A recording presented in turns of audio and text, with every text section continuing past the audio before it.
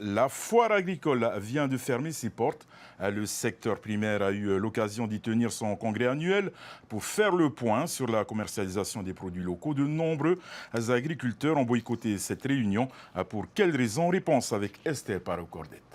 Sur chaque produit, il y a un plancher et il y a un plafond. C'est un congrès de la foire agricole qui cible un thème récurrent, la commercialisation des produits locaux. Un sujet qui agace de nombreux producteurs. Ils dénoncent depuis de longues années les marges excessives que certaines enseignes de la grande distribution pratiquent sur leurs produits et le manque de contrôle de la part du pays. Les prix sont libres, rétorque l'autorité administrative, un argument qui exaspère les producteurs. On me dit le prix est libre, donc si le prix est libre, nous on va mettre alors au départ 800 francs le kilo et qui va acheter?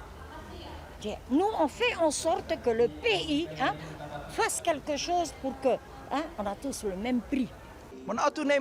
Nous pensions que c'est pour nous aider. Eh bien non, c'est pour accroître leur richesse au détriment de ceux qui triment.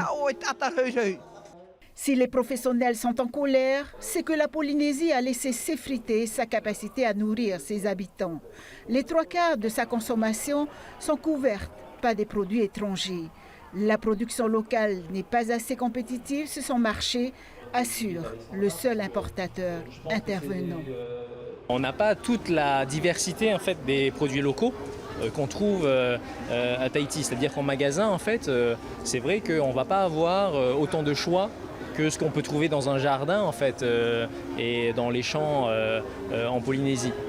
Donc c'est vrai que c'est un sujet sur lequel il faut qu'on travaille avec donc le secteur primaire. Autre source d'agacement peut évoquer lors de ce congrès le manque de terres cultivables. Le ministre le sait, ses ingénieurs estiment à 80 000 hectares la capacité foncière pour atteindre l'autonomie alimentaire. Seuls 3 500 hectares sont exploités en Polynésie. Le pays lance un appel aux propriétaires privés pour récupérer au moins 30 000 hectares de terres arables. Réunissez-vous, le gouvernement vous aide, vous soutient pour développer, pour ouvrir vos fonciers, pour faire des zones d'accès agricole, pour terrasser.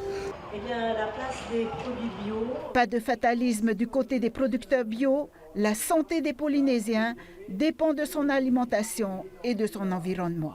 Déjà là, on est en train de travailler sur de la transition alimentaire avec les cantines. C'est quand même déjà un premier pas d'importance parce qu'on va toucher au secteur éducatif et on va éduquer également les enfants à manger sainement. Autre problématique, il y a de moins en moins de monde dans les exploitations. 9 500 personnes y travaillent. En une décennie, 6 000 agriculteurs ont abandonné les Fa'apu. La Polynésie a perdu 22% de ses exploitations.